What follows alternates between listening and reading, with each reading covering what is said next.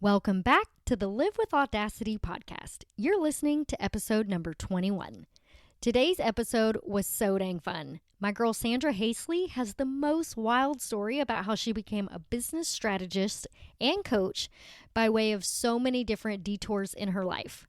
But when God has a destiny for you, there is no way to avoid it. I am so happy to be able to talk to Sandra about all the different paths and things that happened to get her to this point. But more than that, I love hearing about her resilience.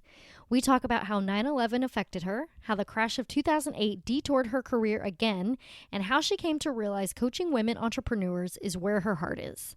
She is now taking her career on the road and will be representing the KBB program from Tony Robbins and Dean Graziosi in 2020, and she tells us all about it.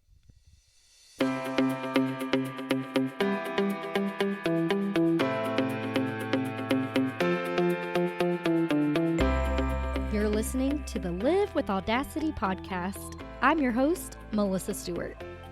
Audacity is defined by Merriam-Webster as intrepid boldness or disregard for normal constraints.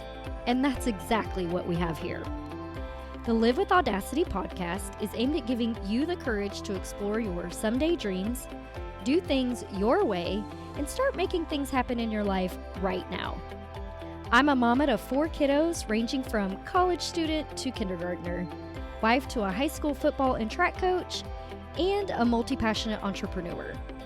Together with my guests, we're going to teach you how to live with audacity and intentionality, discover and utilize your unique skills and talents, and step into who you are meant to be in order to make your someday dreams a reality. Are you ready? Here we go.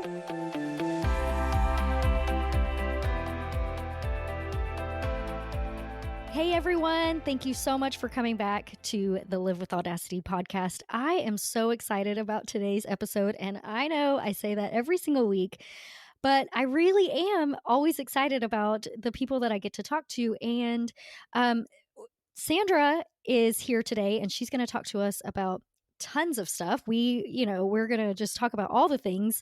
But I wanted to let you guys know that doing this podcast is so much fun because I get to talk to so many different people and so many different people from different walks of life, which is why I love doing it for you guys, because everyone has a story, right? I kind of relate it a little bit to Humans of New York. Every person on the planet has a story, and that's why I love doing this podcast so much, because it helps me give you guys the evidence that there are so many different ways, and everyone has unique gifts and abilities to use to showcase and serve others. So I'm really excited to hear about how Sandra does that. Sandra, thank you so much for coming to the show. How are you? Thank you so much for having me. I'm good. I'm so good. I'm glad to be here. I am so excited to talk to you today because I know that your story is pretty incredible, and I don't want to give any of it away. So, Sandra, tell us about how you got to this point in your life of you are a business strategist, correct? Correct. Yes. Yeah. So tell us how that all came to be. Okay. So I'm going to do a quick highlight reel at the beginning so that it kind of makes sense about. Okay. So reverse all the way back to high school. Very, very dedicated 3-season athlete, and so it was either going to be to go to college. It was either going to be softball scholarship or Naval Academy, and so I got a congressional nomination to get into the Naval Academy because I wanted to be a naval pilot. My American citizenship did not get through in time. It was like a month and a half late.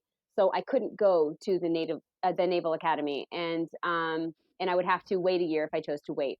And so I started playing softball for a university close to my home, and it was Division I softball, so that was great. Taking engineering courses to support me to get into the aviation field, and then I hated that school so much. It was just culturally it was a bad setting, and so. So I went to the Disney program. I did a college internship at Walt Disney World, and I was still considering the Naval Academy. Cool. Yeah, it was cool. Yeah, I worked at Epcot. It was awesome. And oh my gosh, that's neat.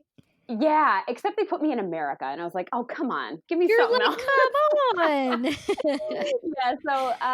So then September 11th happened when I was there, and then everything changed. Oh my gosh.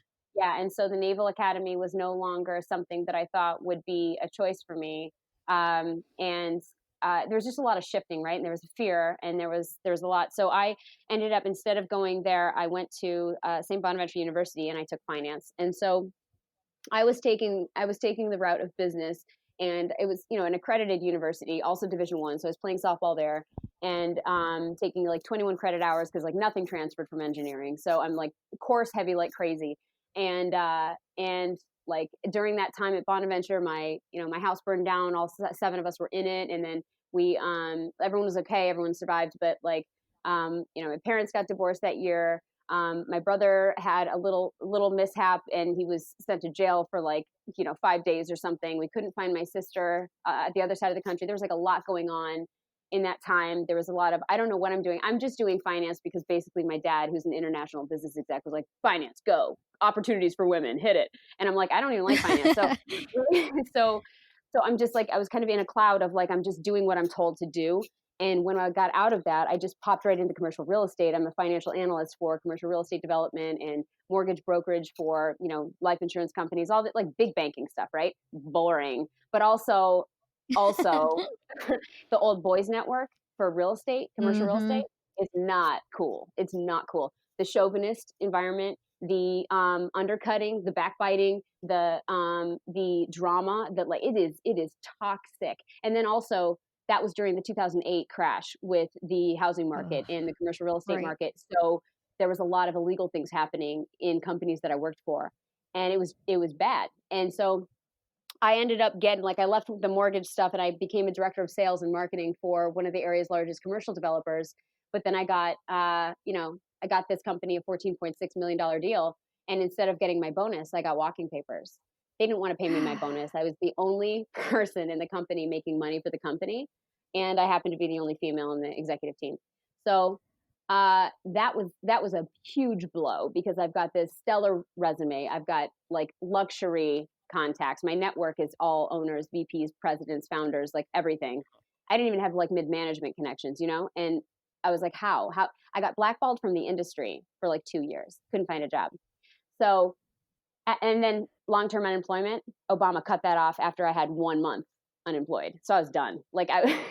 So all this time, during this time of being in commercial real estate, I had always been coaching people. I had always been doing that on the side here and there, but none of it was online space. It was all like corporations or people with federal contracts, or, business to business on the corporate level. And so although that was always there, that always like lit me up, but I never considered it could be a career. Right. So fast forward, I get fired, I'm out of work, and I'm doing freelance stuff for graphic design, branding, and stuff like that, which I've done all along as well.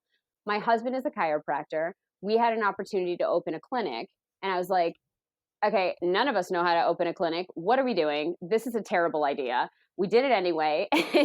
And I Googled my life out for the next, I basically created this business and moved into the brick and mortar within 8 weeks, conceptual to move in 8 weeks, and then scaled that to 6 figures in 1 year, when everyone said to us, you won't make anything in the black for 3 years, no question, because our weight loss and chiropractic office that we opened was going to be all cash. It wasn't going to have insurance involved, because New York insurance for chiropractic offices is just a terrible, terrible approach. It doesn't work anymore. People were mass exiting like the area because insurance won't pay. So we're like, okay, all cash, cross our fingers. This is a terrible idea. Nobody says it's going to work. And then it blew up. And then we 4X'd it the next year. And so this is all going on, and we are helping people lose weight like crazy. And it is all natural. It's like just raw food, right? Like just like Whole Foods. I mean, it's 6 weeks, 20 to 40 pounds gone. We reset hormones. They keep it off. It's not no exercise, like none of the garbage, none of the nonsense, no fake food. We're like changing lives, getting people off diabetes, like fixing marriages. We're helping people get control, confidence, starting new jobs because of everything that's happened. It was awesome. And it's still awesome. We still run the clinic, but that was never the thing that lit me up. So for me, as I started to lose the flame for that, it started to trickle back, and I'm still kind of like coaching people in the background here and there and helping them start businesses and scale them up. And I just had somebody say to me, yeah, but why aren't you doing this full time? And I was like, cause nobody ever asked me that. Should I? Like it was like, can I? And so that was kind of marinating now. And I'm like, wait, can I do it? And then like, why couldn't I? Of course I could. I've been doing this forever. So then that was a shift. And I'm like, okay, I'm going to brand this so that people know, so I can help them. And the more I started helping women, the more I was like, ooh, this dynamic shift in a family for their confidence, for their relationship with their husband, for their ability to say, I am providing, I am contributing, for the legacy impact for their kids to be like, oh, mom did it on her own. Oh, okay. So these kids are growing up, this generation of kids, believing and knowing that it's not only possible, but it's like the thing they want to do. They need to do it. Why wouldn't they do it? Like, so the impact that has helped me make for other people with other people, I just feel like the catalyst, the waterfall effect, is so much more impactful for me in terms of contributing to society in a way that matters, So that's kind of how I got to where I am now. That is so wild. What a story. Weird, yeah. No, that's so cool. That's wow. That's a roller coaster for sure. There's a lot, yeah. I'm sure. Yeah, I'm sure. It sounds like it was a lot. So real quick, just because A, I love Disney, and B, 9/11 was a huge thing, right? Yeah. Anyone who was of age to be able to really understand what was going on. Oh yeah. Tell me a little bit about how that affected you, and how it changed your destination, as far as, you were saying that you really wanted to go to the Naval Academy, and then that kind of changed everything for you. Yeah. Okay. So I was so hyped to go the naval, but being a fighter pilot, being in aviation in any way was like the only thing that I knew I would love. Like flying was like everything that seemed beautiful. Like you could do that. You could feel the power of being up in the air and controlling the plane, and also being free, and also getting paid for it. Like it just seemed wonderful, and to travel the world, right? Like, Right. yeah, and the honor and the power behind you of the American military. Like that, just what a beautiful concept, because I have a huge heart for the military, and I wanted to be a part of it, even as a Canadian born person. Like I was becoming American, and I loved it. And so when I didn't get my citizenship in time, it was a blow. Like it hurt, because I had so much excitement around the fact that I actually got a congressional nomination. That's a huge deal. And then I had to let go. And so I'm in this holding pattern. And when 9/11 hit, I was like, that's like I believe at the time they said it was the first time that Disney World had ever closed. And we were sitting in our residences, like we have this, this big, development for the students, and we're sitting out by the pool, like everybody's quiet, and you're looking up at the sky, and there's no planes, and this is a plane track, like people are flying overhead all the time by the pool, and it was just so quiet and sad and scary. And I had been woken up that day with the roommates that I had three, one from Tennessee, one from Pennsylvania, and one from New York City. And the girl from New York City woke us up, and she's like shaking me in my bed, like, Sandra, get up and turn on the TV. And the TV is on, and there's like smoke coming out of the first tower, and the impact didn't hit me. Like I'm thinking, I hope nobody's in the building. I'm 19 at the time, right? I'm thinking, I hope nobody's in the building. That sucks. And Alex, my roommate who woke me up from New York City, she's like, no, that thing's gonna fall. I'm like, well, maybe the top will just have a hole in it. Maybe they'll just, repair it at one point. Like, I wasn't in commercial real estate yet. I had no idea. I was super naive. So I'm like thinking, well, that's damage, but that sucks. Look at the plane out. It'll be fine eventually. Nobody got hurt. It's very early in the morning. No, Sandra. Then the second one hit. And then the idea that the tower would crash, that it would impact other people, that there would be survivors, and then medical and emergency, and like the whole swarm, and then the economy, and then the fear, and then the military, like none of that hit me. It seemed to hit everybody else. And I'm sitting here going, huh? Like picking my nose going, what? But at the same time, like over the next hour and a half, the newsreel's going, and then they're telling you what's coming. They're telling you what will happen to our economy, what will happen to these people, like everything that's coming in. And I was terrified. And then they're saying immediately after, Disney World will be a target. That's where everybody goes in America. They swarm Disney World. We want to make an impact. We're going to hit Disney World. And then they said, we're going to hit the Niagara Falls power plant. Well, I'm from Buffalo, Lewiston, New York. that's right where I live. I live there. I live 5 minutes from, at that point, I lived 5 minutes from the power plant. It would have hit everybody. So Oh my the God. amount of fear running through, like, I just wanted to get home. I wanted to be home, and you couldn't, like, there's no planes running. The Right. Disney World right. And the Disney World program, like, if you remember, I think the planes were shut down for like days, at least days, if not a week. Right. And, you Right. know, at the time, if you remember too, you couldn't even call, like, lines were jammed, like your cell phone line Yep. was jammed. You couldn't get in to people in the city. Like, it was, I don't know how that works cellular wise and on the network, but like you couldn't get through to people. And so it was terrifying. There was no social media at the time to help us. Like, Facebook wasn't there yet. MySpace, but I didn't have MySpace. And people weren't using it as a news platform either. So I just wanted to get home. And at the time, Disney World did not endorse you taking, like, breaks from the internship. Like, you didn't get to go and, like, have a little 4-day weekend at home. Like, you stayed the whole time. So, I was feeling crazy and scared, and my parents ended up coming to visit me with all my siblings, and for Christmas. But it was a very, people were terrified everywhere, and Disney World did not have a lot of traffic that season. They were still coming, but it was very quiet. It was a bit surreal. Yeah. My goodness. And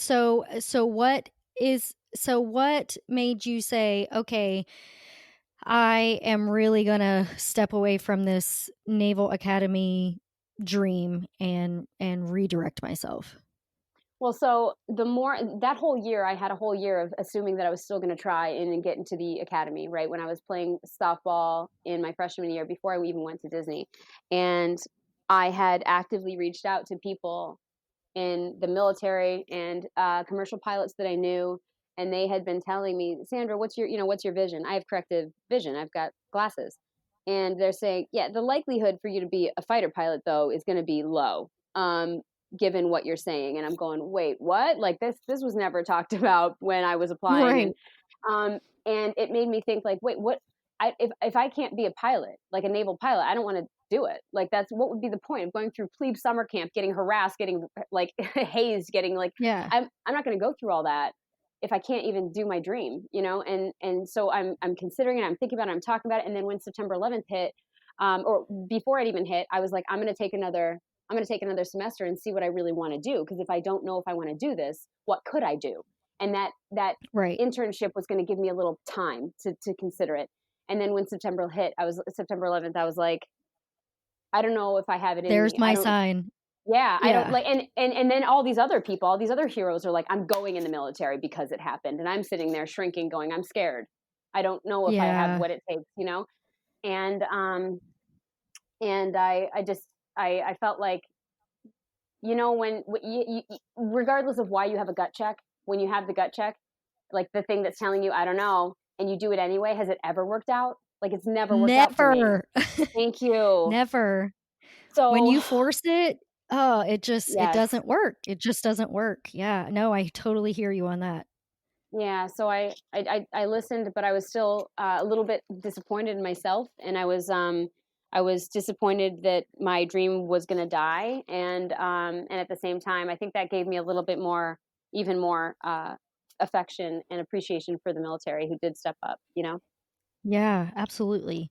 Okay, so when you got into commercial real estate, how did you like it? Did what was your I didn't. I know you didn't have a great experience, but you succeeded at it so well. So what was the like how did that work out for, I mean, I know we know how Sure. it worked out, but you know what I'm saying? Like Yeah, I know what you're saying. how did you So balance that? Okay, so I got into mortgage brokerage to be a financial analyst because my girlfriend who graduated with me was like, "Oh my gosh, Sandra, come work with me." And I was like, "Oh, Jill, you'll be the best. This is gonna be so much fun." Okay, because she's great and I love her, and I actually went to high school with her too, and she is an absolute blast. So I was like, "Sure, she likes it. If Jill likes it. She's always happy. Like, I'll like it." Well, I didn't do the same job she did there, so she had less interaction with the type of people that I had to work with. And so I was happy to have a job with great benefits and whatever, but the stress and the toxicity was really quickly becoming apparent. And so I was, as a financial analyst, I'm not like deal generating, right? I'm working on the deals that are already coming in. So I wasn't a salesperson at that time, but I learned everything behind the deal. That's what I did. So when I left there and went into commercial real estate, development. So I'm working for a company who develops real estate, owns commercial properties. They hired me because I was, and as an analyst, even back in mortgage brokerage, I was brought to meetings a lot because I connected well with people, because I made the relationship work. And so the developer saw that and said, she's great at sales because look at what she can do with relationship. And I'm like, sales? Ooh, no. What a gross word. Can we just do marketing? I'm good at that. But they said, no, and you have your Canadian citizenship and we've got property at Niagara on the Lake. So you're going. I'm like, oh, okay. So I went over there hesitantly and I did that, and I did well because, I'm working with all the brokers and they're giving deals and everything else. But I had no heart for it. And then I got recruited to another company. And I should say that the company that I went for that had property in Canada, they're a wonderful company. They were lovely. They had a great culture. There was a very even mix of men and women. It wasn't like that, but you had to deal with brokers who were like that, bankers who were like that. And so you weren't out of it. And so I got recruited to this other company, small family company that did big deals, but not integrity driven at all. And so they saw what I was able to do with the other company, and they're like, we need a sales director. We need somebody who's going to take charge. We've got this new development that we're about to pop off, and we want investors in there. We want new tenants. We want new buildings. Let's go.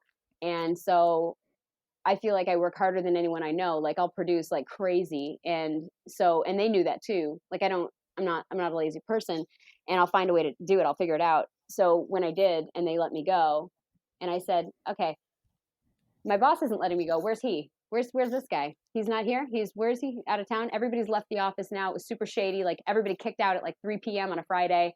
I'm like, wow. Like ghost town. So you want to let me go? What about my bonus? I don't know anything about your bonus. I'm like, that's about right, isn't it? Yeah. You don't know anything about it. Okay. So it was like at that point, at that very moment, all the years I knew I didn't love it there, but at that moment I said, I'll never trust an employer again, ever. Like the masks that come off at least in that industry, in Buffalo is Buffalo is a wonderful place, but that particular industry is very tied to who do you know and are you a man? So, oh man. Yeah. So despite the fact that I had proven myself, despite the fact that I had a stellar resume and connections that knew that I was good at what I did, it didn't matter. So I was ready to go. I was ready to try something else. And I don't even know if I was not let go, I don't know that I ever would have stepped into what I did. So I'm grateful. Yeah. Mm-hmm. Yeah. Sometimes the universe tries to tell you like, hey, here's the thing. Here's the thing. Yep. Here's the thing. And you're like, no, I'm just going to hold on here. And then the universe is like, okay, well, you're clearly not getting it on your own. Yeah. So you need a bit of a push. We're going to have to do something. Yeah, exactly. I love that.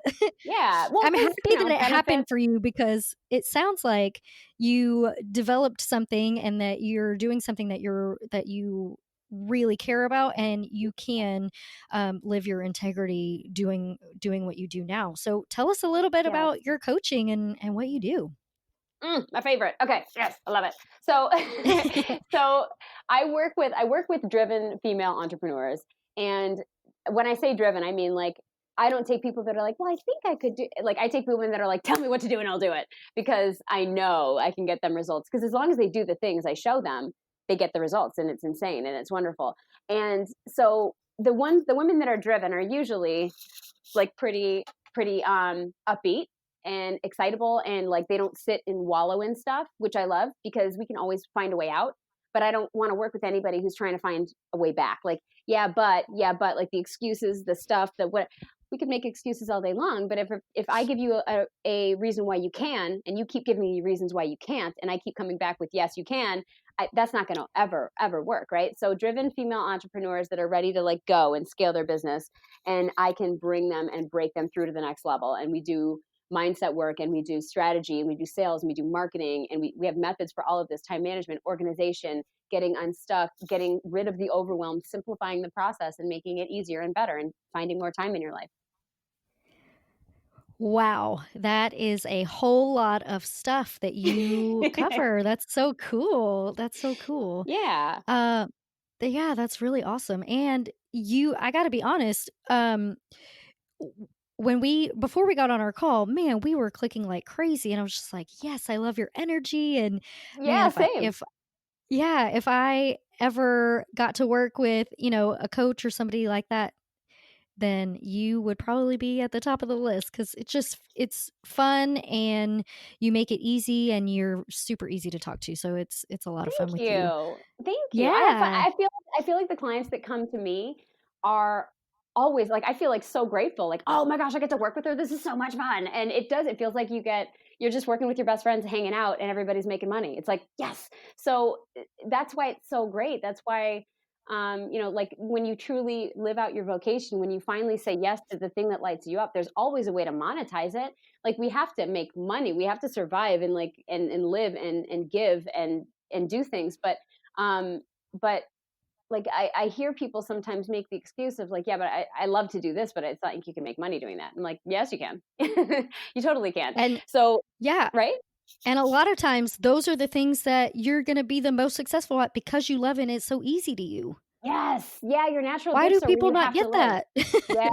Yeah. Because it doesn't look, for a lot of people, they don't have the cultural upbringing, the mindset upbringing to let them assume that it's possible. So many people are raised with parents that talk about, you got to get your degree, you got to get a good job, you got to get a pension, you got to get a 401k, you got whatever you got to get, right?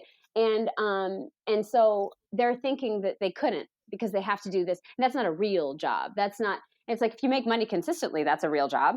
It's not pretend, you're making money and you're helping people. Right. So but I think that the mindset shift is like, wow, oh, what would my parents think? What would my husband think? Would anybody support me? How awkward would that be online to do that?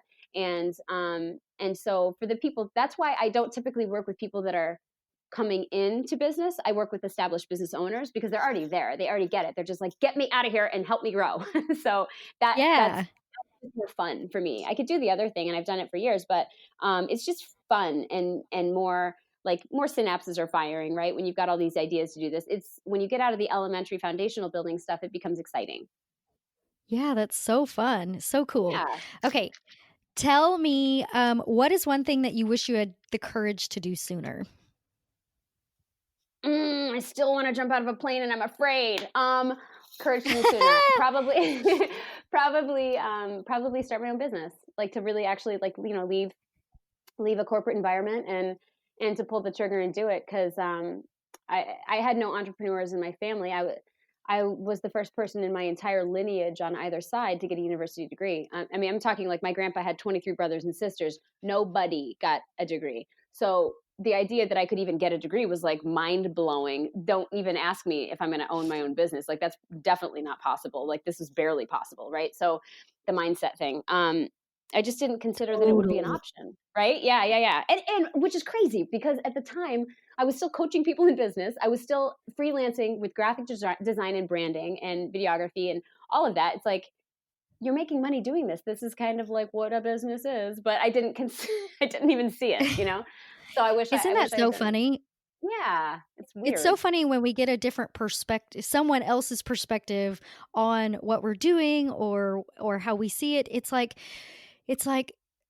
we're so in it that it's so hard for us to get a zoomed out view of what we're doing, but someone else can look right at us and say, "Hey, here's the deal." And you're like, "Oh my God, duh. Like, has it been there I should have known that the whole time." Yeah, exactly. And that's what's so great about having a coach, is because that person can help you see the big picture, while you're just, seeing eye level. They can see really, really high up. And so that's so helpful. So, man, I love talking to coaches because they all have, not a different perspective, but they all have their own beautiful way of putting their business and explaining it and why it's so important. So I love that. Yay. And I like what you just said. What you just said is like, it's kind of the ruby slipper analogy that I use for people. Like you had the shoes on the whole time, but you didn't know it. You didn't know what their power was. You didn't know what their purpose was. You didn't know that you had the power. Like it always takes somebody else to highlight it for you. Like even with courses, even with trainings and courses and self-educational, professional development, all of that at university level, it was never a course or a training that lit me up and told me this is what you got to do. This is your next step. It was a person. It was someone who inspired me, who showed me, who reminded me, who highlighted something for me. It was always a person, not a thing. And so that's why it's so fun to be an integral part of someone else's business process to help them grow, because you get to be like a small sentence in their chapter of that part of their life that helped them do what they were so powerful and capable of doing all along. Yes. Yes, I love that so much. And the other thing too is like, it's so much easier, at least this is true for me. It's so much easier for me to look at someone else's business or their life or their, whatever, and kind of help them, um, give them a little bit of guidance and help them realize the thing that they already know. But a lot of times it's so much harder for me. So that's why people always, I think when people say, even coaches need coaches, it's because we all Oh, get yeah. so wrapped up in helping other people, and we're so excited to do that. And that's why we were put here on this earth, is to help other Yeah. people, that sometimes we get lost in um our own stuff, like what we need to be doing. And so it's so great to have someone else that can remind us why we're here and what we're doing. So Yeah, what your yeah, focus is, for sure. I always have either a mentor or a coach in my life, always. I got too much going on up there to I make a lot right. of weird stories happen, and then people are like, "What are you doing?" And I'm like, "Oh, what? I thought I was oh no? Okay." That's not real. Yeah. That didn't Yeah. actually happen. Yeah. Yeah. Oh, I'm wasting my time over here? I didn't know. Okay. So, yeah, Uh, it's super, super helpful. that's so cool. I love that. Okay, tell me about a time you feel like you failed and what you learned from it. Whew. Okay, so I'm just coming You're out of like, an "Girl, where do I experience. start?" Yesterday it happened. I was like, "Oh, okay." So, okay. So I had a colleague that did an ad funnel with a guy that she really liked, and she was very successful for the first few months, and I hadn't heard anything after that, but this expert that she chose was very successful. She said she was happy with him, and it's just taking one person's word is not really how I do business. I'm from a corporate setting where you've got contracts, you've got testimonials, you've got referral sources, you've got like all of the checks and balances, and I do my due diligence. And this guy, I didn't do it, and he was going to build this funnel for an extraordinary amount of money, and I knew it was overpriced, but I also was thinking, well, listen, take my money, because I don't have time to do this. I can do all of it by myself. I don't have the time to do it, nor do I have the interest to do it. And I want to hurry up and go because I'm busy over here. So as I got finished writing my book and it's completed and I'm super excited about it, I'm going to go direct to publish it through Amazon instead. This guy was going to handle all of that, but it was a very clumsy process. It was very disorganized. The product that ended up happening wasn't even good at all. It made me look awful. Um, and one whole part of the process wasn't even finished. Like, that wasn't even created. And it was like a day after the launch deadline. I had provided everything, and it was a wash. He wants to keep 5 figures worth of my investment when I wanted to wash my, it's yes. So this is me saying, you knew better. You didn't listen to your instinct. You trusted a random person not a random person, but a random piece of advice without doing your checks. And you don't do business like that, Sandra. So stop thinking that it's a safe play to just go on one person's word.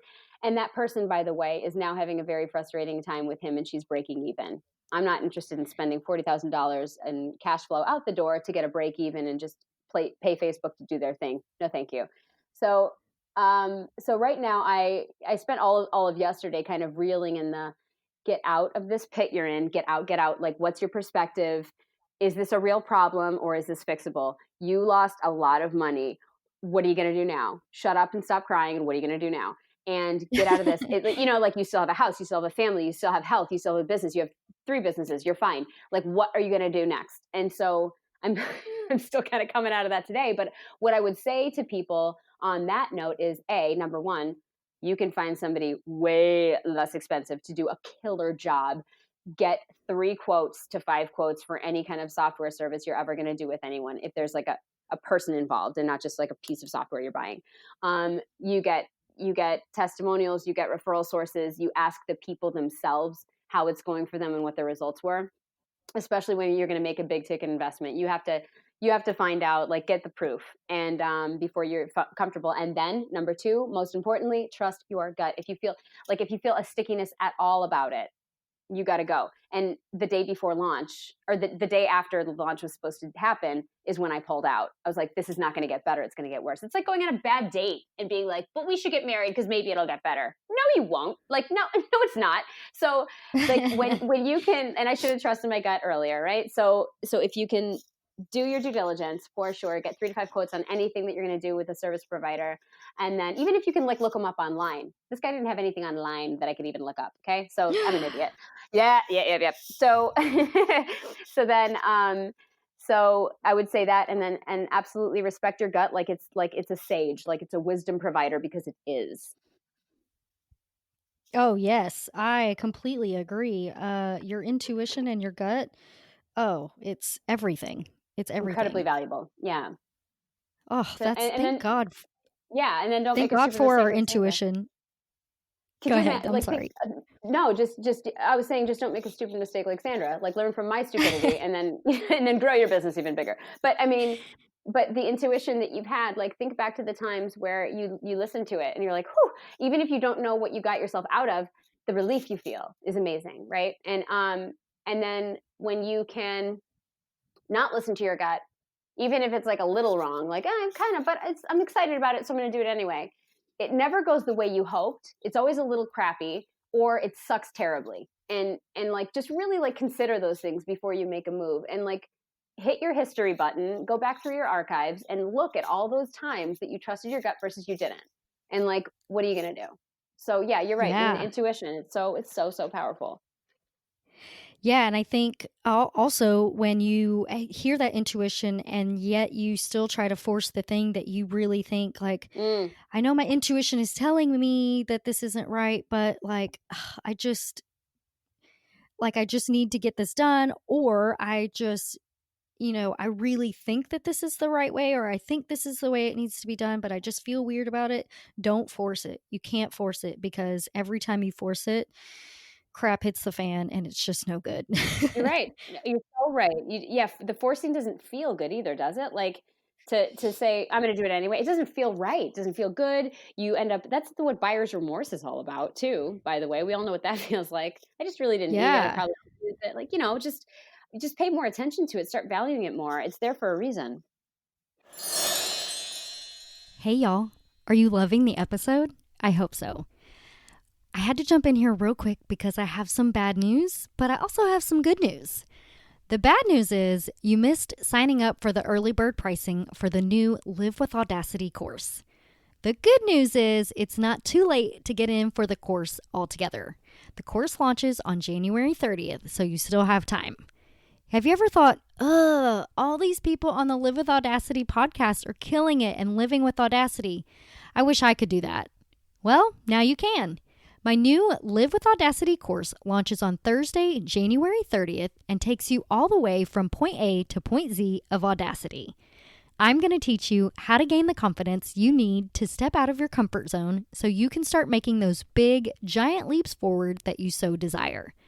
I promise by the end of this course, you are going to be so woke and so in touch with who you really are and where you're headed, you will be unstoppable. Are you ready to stop second-guessing yourself? To tap into your true purpose and start getting everything you ever wanted? Well, come along for the ride, friend, because you are going to grow by leaps and bounds over this 8-week course. That's right, 8 weeks. And guess what? We link up as a group every single week for questions and feedback. Go to livewithaudacity.co, that's livewithaudacity.co, to get all the details right now, because the cart closes on Wednesday, January 29th at midnight. You don't want to miss this because it's going to be huge. So go, get going. Shoo, shoo, shoo. So what has been your biggest win in your business? So I would say, like, I think that I like to celebrate the wins of other people in my business is truly, like, what makes me the happiest, I think, because, like, if you're in a service business, it's never about you anyway. And so so the things that get you out of bed, the things that light you on fire, the reason you wanted to do your business in the first place, if you're a service provider, is because the buzz and the rush you get from helping somebody in such a big way is so impactful and so rewarding, that I think it's all of my clients' big wins that make me so happy and so grateful that I get to do what I do, and so grateful that they trusted me, and that I am able to just, like, make a living off that and do well. That is so cool. I love it so much. This whole podcast is based on people finding their unique gifts and talents and using them to serve others. And I absolutely love that. That's the thing that you said was, I get to serve others with my unique gifts and talents, and it just fills me up and lights me up. I just love that so much. Oh, that's love awesome. It. Okay, what are you working on now, or where's your business headed? So what am I working on now, Melissa? I have been I've been honored to be chosen for a national speaking team with Dean Graziosi and Tony Robbins. They have a company called the Knowledge Business Blueprint, and it's a program that I've gone through, and it's been very successful for me and so many other people. I know there are over like 22,000 people who have gone through this course already, and it launched back in like April or May, and so I was chosen to be on this speaking team to represent their company. So they can't hit every stage everywhere. They're very, very, very busy with all their businesses. But they decided, okay, Sandra and a handful of other people who are all awesome people, I can't wait to meet them, they're going to represent us on stage, and they are going to speak on behalf of our company, because they're always solicited to get like these speaking engagements and to go to these events, and they can't make it to all of them. They need a team. So I get to go and do that. I don't know what the schedule looks like. I don't know which events we'll be sent to. We're going to go down to Arizona, and we're going to meet the team. We're going to be trained by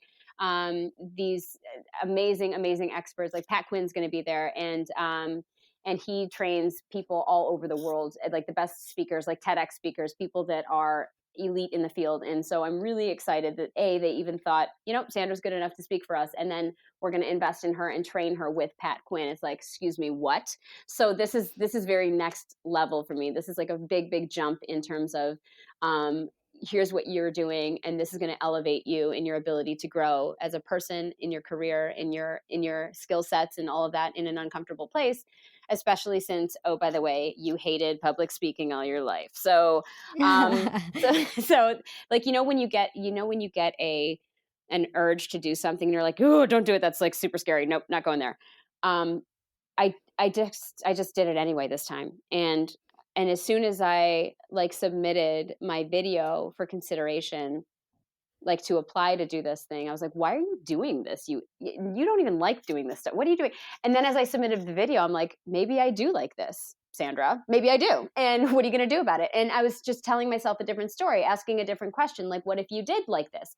What if you aren't afraid of public speaking? What if you're actually good at this? And then they sent me the, hey, you made it to round 2. And then they sent me the, hey, you're in. We picked you. And I'm like, so I'm good at this. Holy cow. Yeah. So when when you can start asking yourself, like stop just like accepting the stories that are going on in the back of your head. Like, oh, you're always terrible at that. Oh, you're never on time. Oh, you knew that you were going to screw this up. Oh, you're never good at that. Instead of like letting yourself hear those things, instead of doing that and just like casually accepting that, why don't you challenge every single one that hits you? Like, is that true? Is that really ultimately true? Or is there something that's more true? And what if that was true? What would your life be like? What would joy be like? What would opportunity be like? How could you help other people with that? So that's kind of like probably during my like official like online coaching career that I've done this year, is probably the first big moment where I'm like, grow, move, get out of your zone, grow and expand, try something else, and stop being so afraid. Love that. And it worked. That's so cool. I have a couple of questions. Okay, so you talked a little bit about your fear and saying, nope, I'm going to surpass my fear and I'm going to move forward.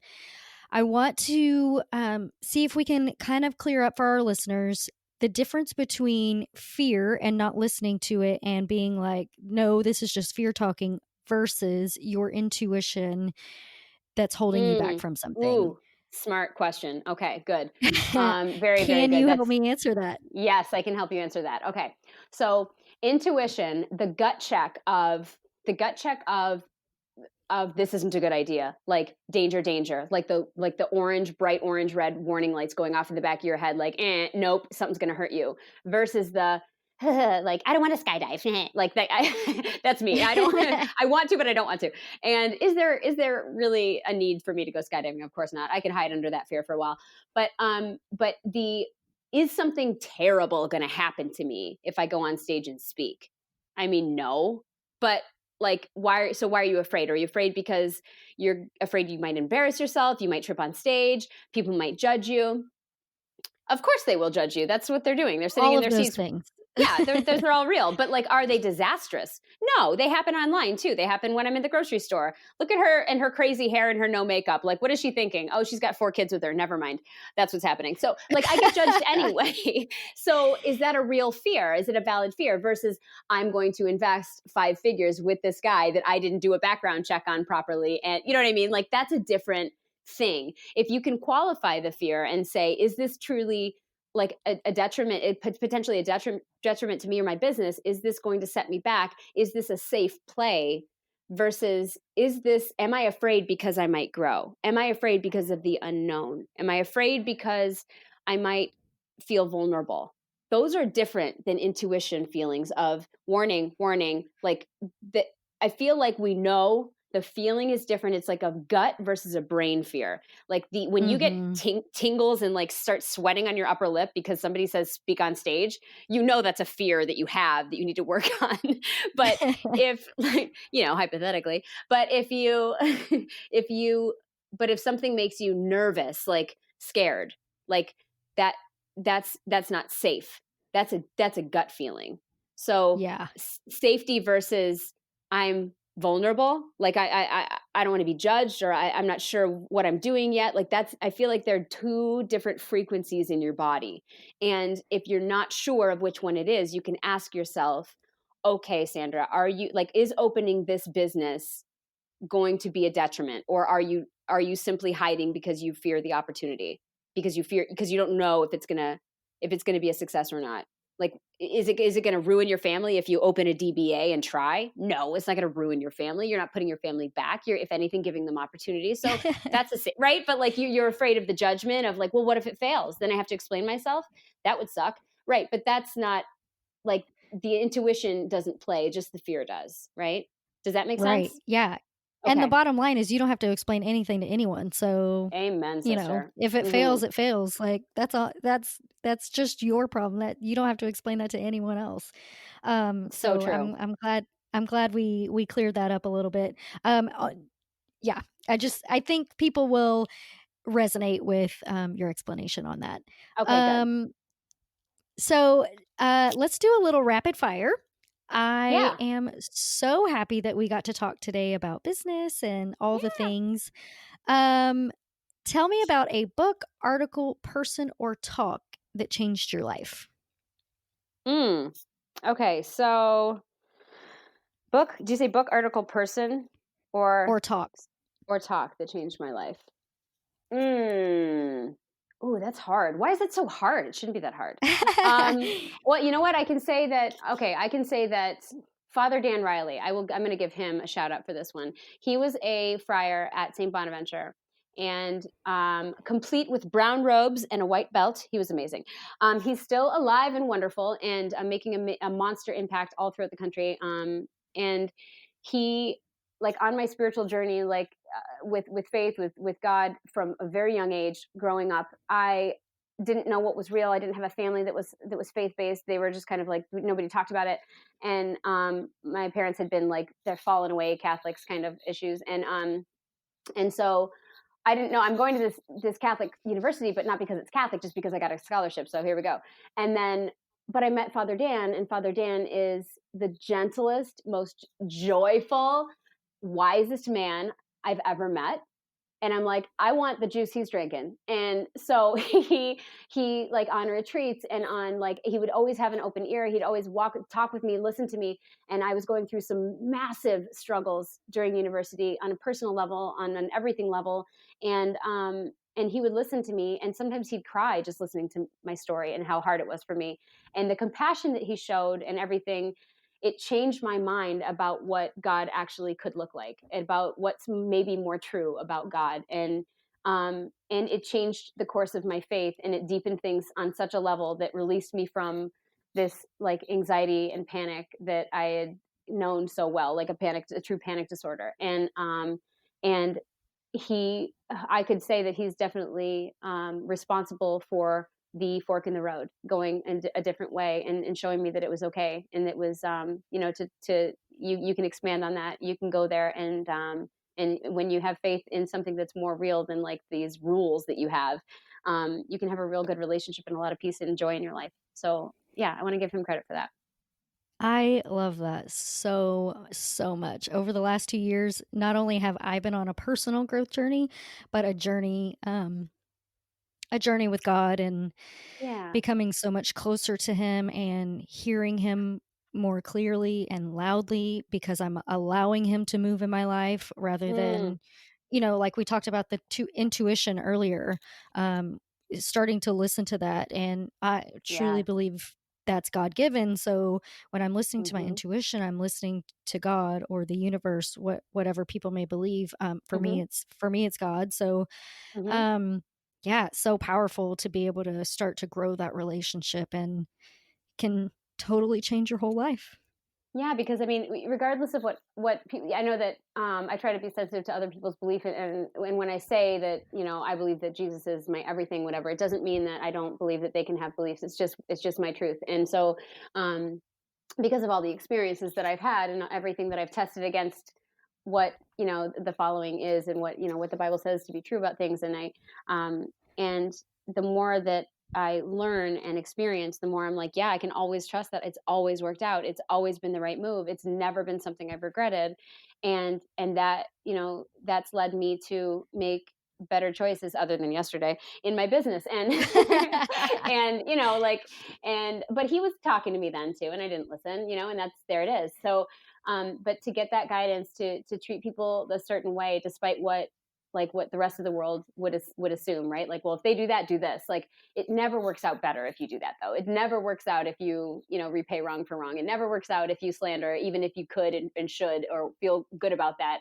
It doesn't really, really, really feel good in the end to blast somebody back, right? And so I just feel like I am definitely more peaceful in my business, with my family, with my marriage, with my people, and I'm gentler with clients that I can work with, because I see them in a different light. I see them as these beautiful, amazing, wise little creatures full of energy and creativity and inspiration that are able to make a massive ripple in the world too. And yeah, it's been really, really good for me.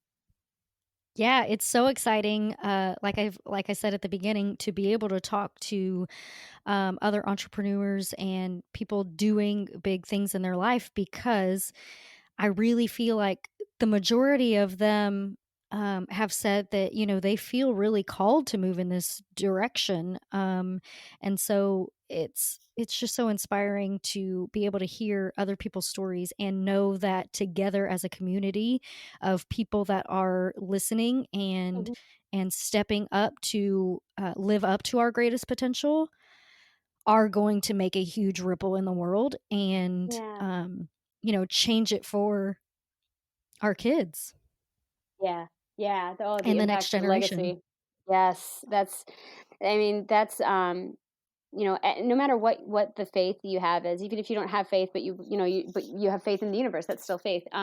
Then, showing our kids a different way, a different way to treat people, a different way to react to information, react to situations, to think differently and to try differently than other people, to not like to step into to fear, if it's not intuition, if it's just fear, to truly step into that and try these things, and to show them this example, like, of course that can change things, of course that can change the trajectory for their little generation, and not that it's going to be little, it's going to be huge, but like their little community that they're in. And I like I said before, I get so lit up by the fact that all of these different things that we do, that we put out for our clients, they have the ability to make such, especially as a coach, to make such an impact for the women or men that you work with, in a way that they can impact. Now they've got this, like their cup is all the way full with money, with joy, with peace, with inspiration, with energy, and they can pour it out on their people, and those people's cups get filled up, and they can pour it out on their friends and family. And like,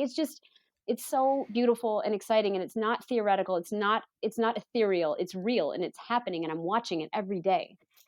And it's so fun to be a part of it, right? Yes, it is. Oh, it's so yeah, good. It's huge. Yeah. Okay, so what was your dream job as a kid? Well, never mind. You already answered that. You you wanted to be a fighter pilot. Yeah, I mean, is anybody more inspiring than Tom Cruise going upside down, chewing gum with aviators? No. Poor Goose. Oh, he didn't stand a chance. I totally think that you need to make a social media post of you looking exactly like that. Oh my gosh, I could steal my toddler's aviators. I could do it. He's got a big head. That's so fun. Okay, so tell me about the next vacation that you're planning with your family. Don't tell anyone. I hope my children don't listen to this podcast. But I'm going to.